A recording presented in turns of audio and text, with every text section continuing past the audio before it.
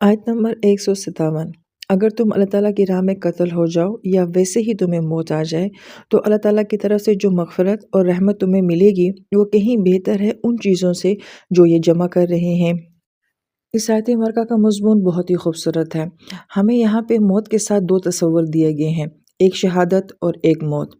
या तो इंसान अपनी ज़िंदगी में कोई ऐसा मकसद रखे कि जिसके लिए उसको शहादत जैसा मुकाम नसीब हो जाए, या फिर इंसान अगर अपनी आम तबीयी मौत मरता है तो ये दोनों मौतें बयान की गई हैं। और फिर इन दोनों के साथ दो और तस्वुर हमें दिए गए हैं, एक तस्वुर मग़फ़िरत का है और एक रहमत का है। बाज़ अहले इल्म ने ये भी कहा कि चूँकि पहले शहादत की बात की गई है लिहाजा उसके साथ मग़फ़िरत का तस्वुर है कि शहीद अगर अल्लाह की रज़ा की खातिर लड़ता है तो ये लड़ना उसकी ज़िंदगी के सारे गुनाहों को माफ़ कर देता है।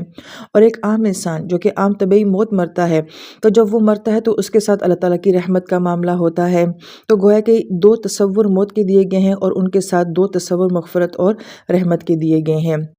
फिर इस आयत मुबारका में मौत के साथ जो दो तस्वर हमें दिए गए हैं कि मग़फ़िरत और रहमत का होना,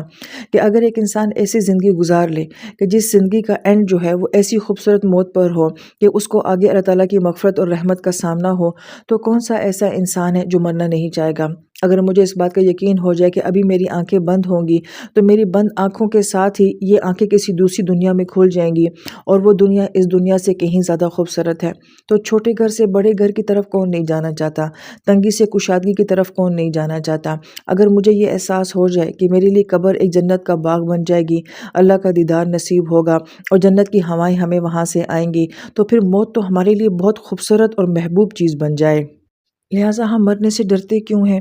या हमें मौत से खौफ क्यों आता है, इसकी एक वजह तो यही है कि हमें पता है कि हम अपनी ज़िंदगी में क्या कर रहे हैं। हम उस मौत उस ज़िंदगी के लिए तैयार नहीं हैं। हमें अपने गुनाह याद आने शुरू हो जाते हैं तो हमें ये लगता है कि जैसे ही हमारी आंखें बंद होंगी हमारे गुनाह हमारे सामने आ जाएंगे और उनकी सज़ाएं हमारे सामने आ जाएंगी। इस वजह से हम जो है मौत से डरते हैं। या फिर यह है कि अहले ईमान होने के बावजूद भी हमारे जहनों में मौत का कॉन्सेप्ट जो है वो क्लियर नहीं है। हम ये समझते हैं कि हम मर जाएंगे तो सब कुछ ख़त्म हो जाएगा, सब कुछ यहीं पे रह जाएगा, जबकि मौत एक ऐसी नेमत है अल्लाह ताला की तरफ से, ये सिर्फ दो दुनियाओं के दरमियान में एक शिफ्टिंग का मामला है। हम यहाँ से उस जहान में मुंतकिल हो जाएंगे। अभी हम जा रहे हैं, आहिस्ता आहिस्ता हमारी सारी फैमिली भी हमारे साथ पीछे पीछे आ जाएगी और बहुत सारे हमारे रिश्ते ऑलरेडी अगली दुनिया में जा चुके होते हैं, उनके साथ मुलाकात भी वहीं पर होनी है और अल्लाह ताला के साथ भी तो मुलाकात वहीं पर होनी है। तो गोया कि ये एक दुनिया से दूसरी दुनिया की तरफ मुंतकली होती है। मौत मोमिन की ज़िंदगी में कुछ भी जो है वो ख़त्म नहीं करती है। तो या तो हमारा कॉन्सेप्ट सही नहीं है, वो इस आयत मुबारका में ठीक किया गया है, या फिर हमें अपने अमाल का खौफ होता है, इस वजह से हम मरना नहीं चाहते। फिर इस आयत मुबारका का अगला हिस्सा बहुत खूबसूरत है कि अल्लाह ताला की मग़फ़िरत और रहमत उस चीज़ से बहुत बेहतर है जो कुछ तुम अपनी ज़िंदगी में जमा कर रहे हो। जैसे कि काफ़िर और मुनाफ़िकीन ये बात कहते थे कि सहाबा किराम अगर मैदान जंग में ना जाते, अगर वो सफ़र में ना जाते तो मौत ना आती। ऐसे ही हम लोग अपनी ज़िंदगी से इसको रिलेट करके देखें कि हम भी अक्सर ये बात कहते हैं कि अगर थोड़ी सी और मोहलत मिल जाती, वो अपनी बच्चों की शादी करा लेता या वो अपना घर बना लेता, अपनी औलाद को जवान होता हुआ देख लेता, वो अपनी पीएचडी जो है वो कंप्लीट कर लेता, वो अपनी मस्जिद बना लेता। इस तरह की बहुत सारी बातें हम हसरतों में ये कहते हैं कि अगर थोड़ी सी और मोहलत मिल जाती, ये जवानी की मौत क्यों आ गई, अभी तो उसकी उम्र नहीं थी मरने की। अल्लाह ताला हमें जो कॉन्सेप्ट दे रहे हैं वो ये कि अगर इंसान मज़ीद और जी भी लेता, मसलन 10 साल, 15 साल, 20 साल, जो कुछ भी वो अपनी ज़िंदगी और गुजार लेता, तो आयत ये कह रही है कि जो कुछ भी वो जमा करता, तो इंसान क्या कुछ जमा कर लेगा, कुछ अरसा और नौकरी कर लेगा, कुछ थोड़े से और पैसे जमा कर लेगा, कोई घर के 1-2 मंजिल और बना लेगा, कुछ प्लाट जो है वो और ख़रीद लेगा, ज़िंदगी में 1-2 बच्चे और जो है वो ऐड हो जाएंगे। यानी कि सब चीज़ों को क़यास कर ले कि आखिर इंसान अपनी ज़िंदगी में और क्या कर लेता है, यही सब कुछ कर लेता है। तो जो कुछ भी इंसान अपनी ज़िंदगी में जमा करता, अगर उसको जो भी ज़िंदगी मिल जाती, उससे कहीं बेहतर ये है कि अगर इंसान जिस वक़्त भी मरे उसे अल्लाह की मग़फ़िरत और रहमत मिल जाए, तो ऐसी मौत जो है वो ऐसी ज़िंदगी से बहुत ज़्यादा बेहतर है। यहाँ पे एक और ख़ूबसूरत बात कि यही लफ्ज़ यजमाऊन जो कि यहाँ पे कहा गया है कि जो कुछ भी तुम अपनी ज़िंदगी में जमा करोगे उससे अल्लाह की मग़फ़िरत और रहमत कहीं ज़्यादा बेहतर है, ये लफ्ज़ कुरान के बारे में भी आता है। और कुरान ये कहता है कि इंसान अपनी ज़िंदगी में जो कुछ भी जमा करता रहता है, माल, पैसा, ज़ेवरात, घर, प्लॉट, नौकरी और जो भी उसकी शील्ड्स, उसके टारगेट्स, जो कुछ भी होता है, उसकी बनिस्बत अगर एक इंसान के पास कुरान है, जिसके पास कुरान जमा है, قرآن جیسی نعمت ہے وہ اس سے کہیں زیادہ بہتر ہے کہ جو کچھ بھی انسان اپنی زندگی میں کماتا اور جمع کرتا رہتا ہے۔ تو گویا کہ ایک طرف اللہ کی مغفرت اور رحمت جو موت کے ساتھ ہے، اور جو انسان زندہ ہے وہ اپنی زندگی میں کتنا قرآن جمع کر رہا ہے، چاہے وہ قرآن حفظ کی صورت میں ہے، فہم کی صورت میں ہے، تدبر کی صورت میں ہے، عمل کی صورت میں ہے، دعوت کی صورت میں ہے۔ جس کے پاس جتنا زیادہ قرآن ہے وہ سب سے بہترین چیز جمع کر رہا ہے۔ یہاں پہ مجھے اور آپ کو سوچنا چاہیے کہ ہمارے پاس کتنا قرآن ہے جو ہم نے اپنی زندگی میں جمع کیا ہے، اور دوسری طرف یہ بھی دیکھنا چاہیے کہ ہم نے باقی ساری چیزیں جو ہیں وہ کتنی اپنی زندگی میں جمع کر رکھی ہیں۔ پھر آیت نمبر 158 میں یہ کہا جا رہا ہے، اور چاہے تم مرو یا قتل ہو جاؤ، بہرحال اللہ ہی کے پاس اکٹھے کیے جاؤ گے۔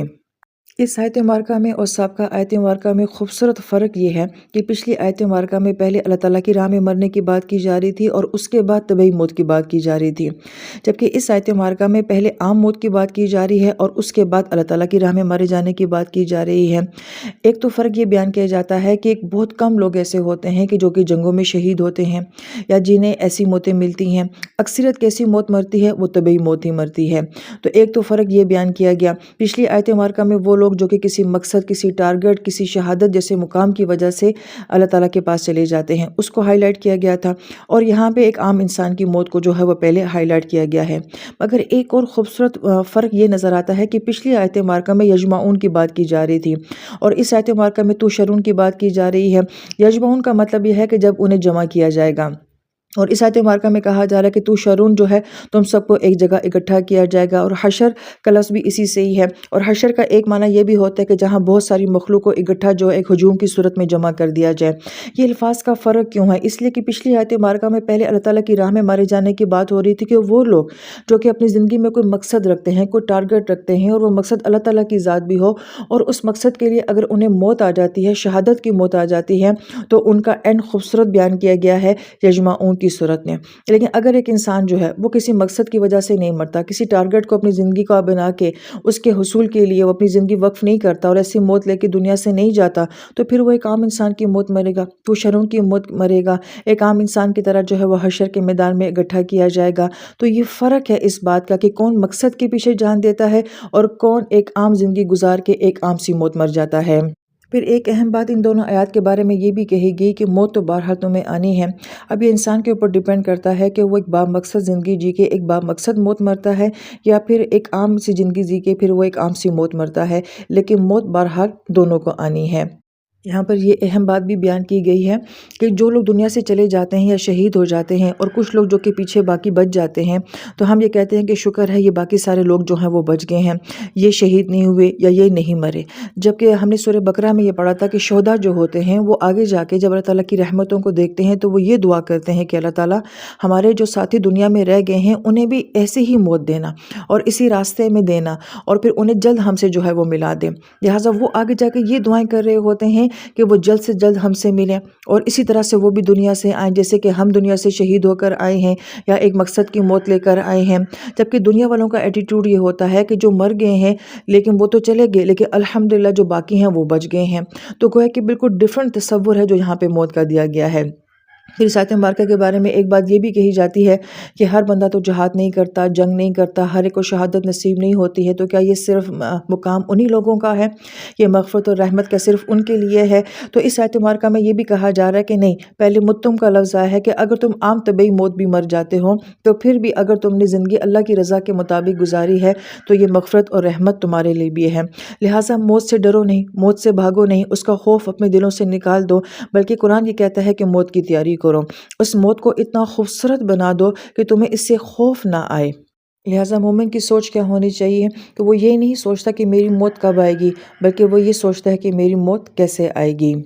لہٰذا یہ آیت ہمیں موت سے ڈرا نہیں رہی ہے بلکہ ایک اچھی موت کا شوق دلا رہی ہے۔ یہی وجہ ہے کہ ہمارے اکابرین ہمیشہ یہ دعا مانگتے ہیں، اللہم ثبتنا عند الموت بلا الہ الا اللہ و محمد رسول اللہ صلی اللہ علیہ وآلہ وسلم، آمین یا رب العالمین۔